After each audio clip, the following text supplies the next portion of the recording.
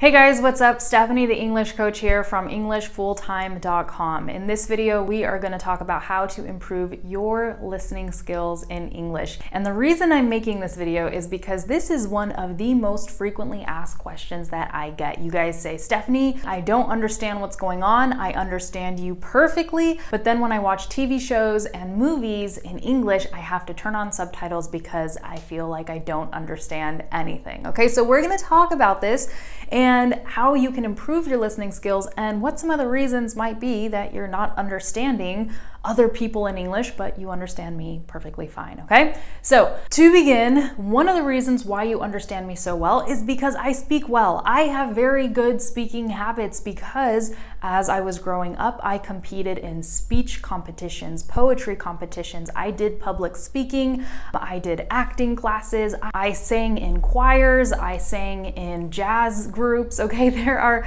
so many things that I did growing up that really focused on helping me improve my voice and have a strong voice and the voice that I have. And also, as I've become an adult, I really focus on my voice because your voice is something that everyone has to listen to, not just you, okay? Have you ever made a video and you're like, oh, I hate my voice? Well, think about it. If you hate your voice, what do other people think about your voice? Because everyone has to listen to your voice, right? So I didn't want to hate my voice. I focused on improving my voice, and I really just started listening to my speech, my patterns, my speaking habits, the tone of my voice, okay, the sound, the volume, everything, and I started paying attention to it. Anytime you start paying attention to something and you're actively trying to improve it and thinking, why don't I like this? What can I do to improve it? You're gonna start noticing things. Like if you listen to my voice and you ask yourself, okay, why do I like Stephanie's voice?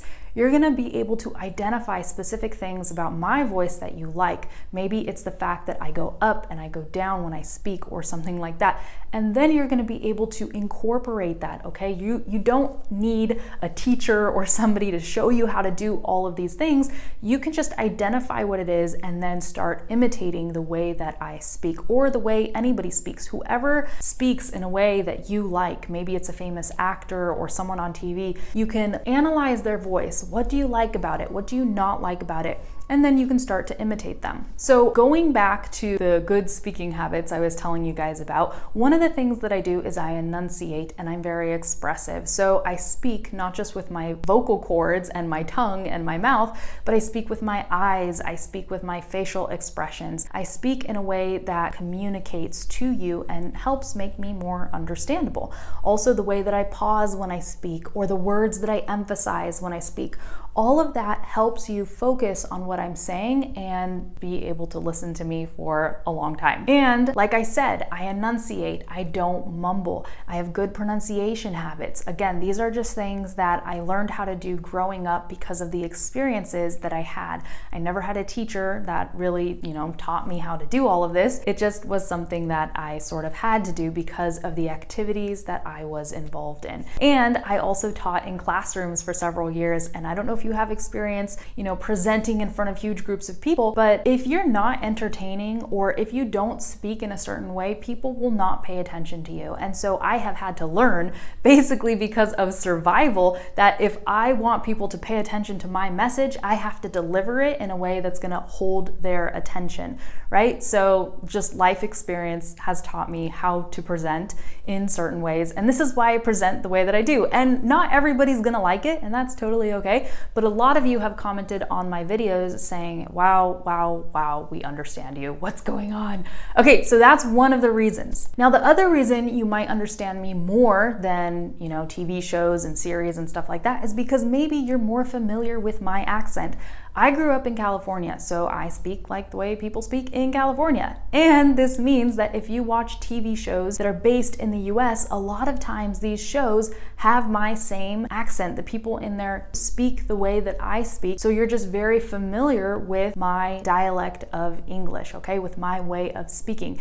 Now, if you watch, I don't know, the news in Ireland or in the UK or in Australia, maybe you're not as familiar with those accents because you have not consumed as much material from those regions, okay, with their specific English dialect and way of speaking. Another reason that you might understand me a lot more than other people is because when I make YouTube videos or videos in general, I am presenting. So it's not that I'm trying to slow down. I'm not slowing down. As you guys can see, I'm speaking rather quickly right now. Actually, right now I'm speaking more quickly than I would in a natural conversation. In a natural conversation, you guys, I take my time, I'm pretty slow, I relax. But when I'm presenting, all of a sudden, I don't know what happens, something inside of me just wants to go faster.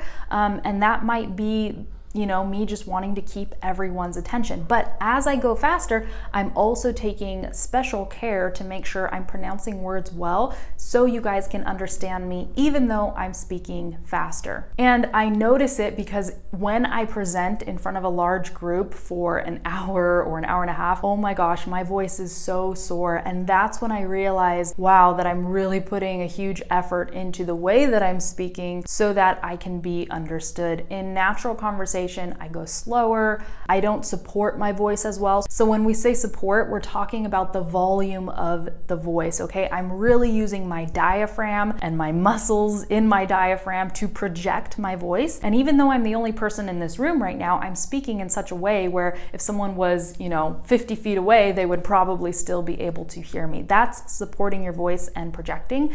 That's what I do when I make these videos because I am presenting and it's just this state of being and it's just the way that I present. It's how I do it. So that's another reason why you probably understand me so well. Now, when you're watching TV shows, you're not watching people present, you're watching people act. So people are acting, but they're pretending to be in their natural, normal environment. They're not projecting, they're not pronouncing words in a way so that anybody could understand them. They're just talking, okay? This is also why I've been making a series on my YouTube channel about fast speech to help you guys get more familiar with these ways of speaking, with how native speakers combine words in English so that you can start understanding us more. So yeah, in these TV shows, people are using slang, they're using idioms, maybe they are mumbling, they're speaking in ways that you don't necessarily understand. And you will learn to understand people in these shows. I promise you will, but it really takes time.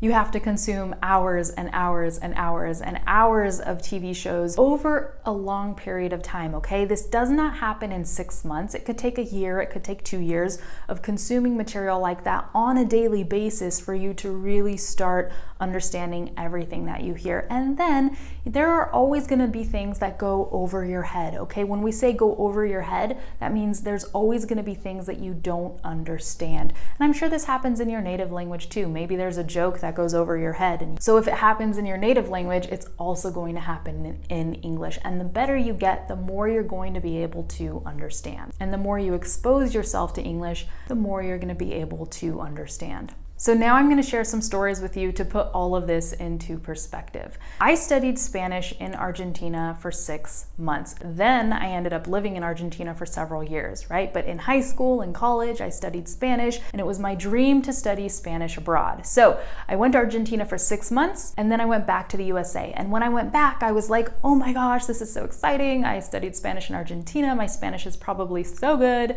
because I had that experience of being immersed in the culture and in the language for 6 months.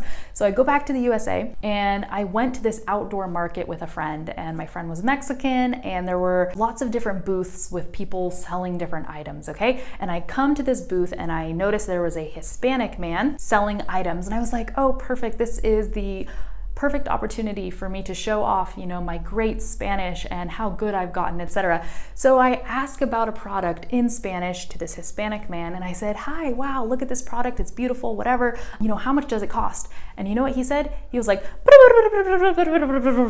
and I was like, okay, thanks, bye. I did not understand anything that he said, and I was just like, oh my gosh, this is ridiculous. I studied Spanish in Argentina for 6 months. Why don't I understand? And then that's when I really learned, hey, just because you studied in a country does not mean you're gonna now understand every single native speaker, okay? It does not work like that, because there are different types of English, you guys. There are different types of Spanish, and then each individual person has a specific way of speaking. You know, younger people use more slang. Older people use words that, you know, younger people never use. So there's so many different types of ways of speaking. And this is why it can get so frustrating for you guys as learners. So my tip here is for you to be patient with yourself and for you to be patient with your learning experience. Because again, just because you study a language for years, or just because you're super familiar with the American accent, or just because you studied English in the USA does not mean that now you're going to understand every single native speaker all the time, right?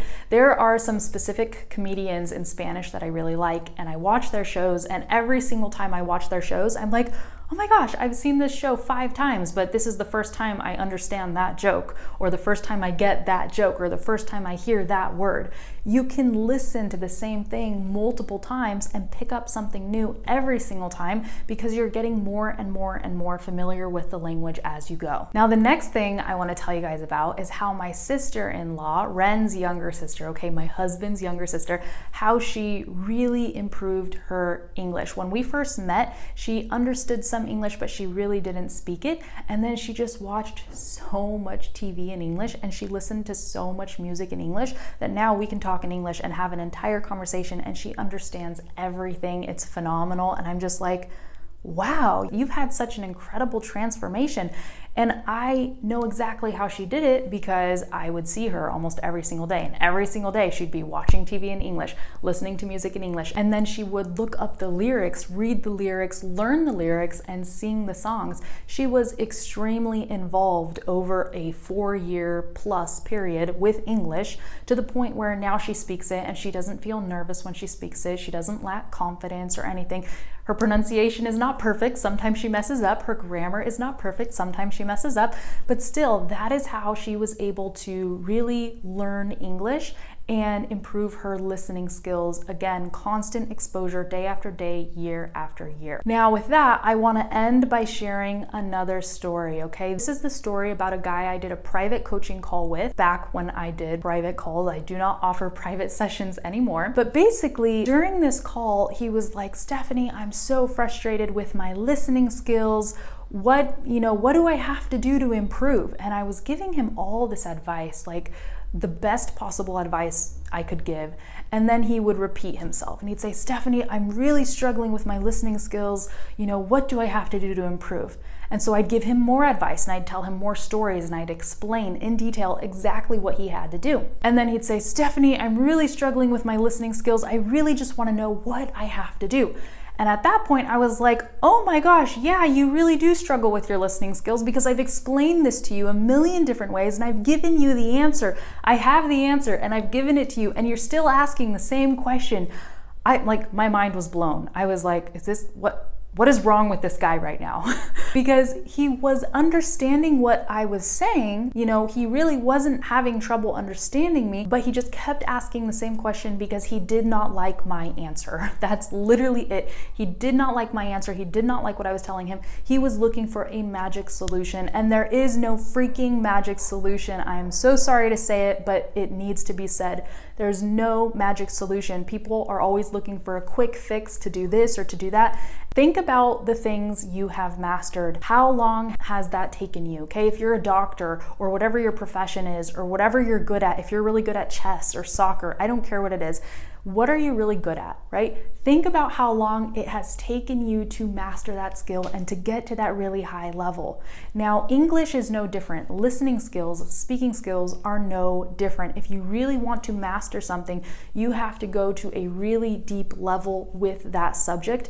Day after day, year after year, that is literally what it takes. And again, there is no magic solution. And when I talked to this guy, I asked him, after he kept asking me the same questions over and over again, I was like, okay, wait, stop. Let me identify what you have actually tried. Because when somebody is struggling with something, you really have to figure out why they're struggling with it. Like what went on, what have they tried, what has worked, what hasn't worked. So I asked him and I said, okay, how long have you been studying English for? And I think his answer was like 3 years or 2 years or something like that. And he had been living in the USA for 1 year. And this was his big struggle. He's like, I'm living in the USA and I'm struggling to understand native speakers. So after asking asking him all of these questions, I discovered that he had been studying English for about 3 years. He had been living in the USA for about 1 year. But before going to the USA, he was not very involved with English. He was studying using textbooks, and he was not exposing himself to the language. He did not watch TV shows in English. He did not listen to music in English. And then all of a sudden he came to the USA and he was struggling with his listening skills and understanding native speakers. And he was like, hey, now I am listening to music every day. Now I am watching TV shows every day, but I'm still struggling with it. And once I realized the timeline that we were dealing with, I was like, okay, at this point, you're doing everything you possibly can to improve your listening skills. You're controlling what you can control, but there is something that's out of your control that you can't control, and that's time. It's literally the amount of time it takes your brain to absorb a language and to process it and to make it become a part of you. You have to assimilate the language, okay? So when he was studying in English in his country, he was not very involved with the language. Then he went to the USA, completely immersed, studying 24/7, and at that point he had only been in the USA for 1 year, so that's just not enough time. If he kept doing that year after year, maybe in about 2 years he'd feel really confident with his English, and 3, 4, 5 years definitely he would feel confident with that level of study and immersion. So anyhow, I really hope that this video answers your guys' questions about why you understand me and why you don't understand other people, and hopefully you guys are satisfied with these answers, because this is the answer. If you're here looking for a magic solution or something like you have to listen to English while you sleep for 30 minutes every day and then, I don't know, drink some special brain juice and this and this and that, I don't know. There are no magic solutions. So if that's what you were here looking for, I'm sorry to disappoint you. But if not, hopefully you find comfort in the fact that as long as you are exposing yourself to the language day after day, year after year, you're going to get to that level where you understand, okay? And not just me, but also where you understand TV shows. All right, so that's it. Thank you so much for watching. I just want to let you guys know that you should check out the description, because I always include links there to other things that you might be interested in. And if you like these videos and if you want more videos and more training from me, I want to let you guys know that I run a private online video platform. This is not free, but it is very affordable. And in this platform, I put lots of training every single week to help you guys with your English. There's lots of videos there already, lots of courses, and basically you can access everything, okay? It's just one monthly payment and you can get a lot more support there with your English. So if you like watching my videos on YouTube and you want more, feel free to join us in the private platform, because there's also a forum section integrated so you can get to meet the other students. A lot of times I give little assignments after each video so you can participate as well. And it's just a completely different learning experience than on YouTube, but it's also very similar to YouTube. So again, if you like what you're doing here and you want to keep improving your grammar, your pronunciation, your writing, your fluency, your speaking, your confidence, everything, I want to invite you to join us over there on the private platform. All right, that's it, you guys. I hope you enjoyed this video. I hope you learned something. Please let me know what you learned in the comments. And if you are one of my more advanced subscribers, okay, and if you understand TV shows, and if you understand music in English and native speakers who speak with different dialects, please tell everybody in the comments how you achieved that, because I swear everybody's looking for the magic solution. I'm convinced that there is no magic solution. There's just different ways to improve your listening skills. You have to do what you enjoy, right? But please share what worked for you in the comments, because people are going to be able to learn from you, to learn from your suggestions, and I would just really appreciate that. So thank you for subscribing. Thanks for watching my videos, you guys. I hope you're learning a lot, and that's all. I will see you in another video. Bye.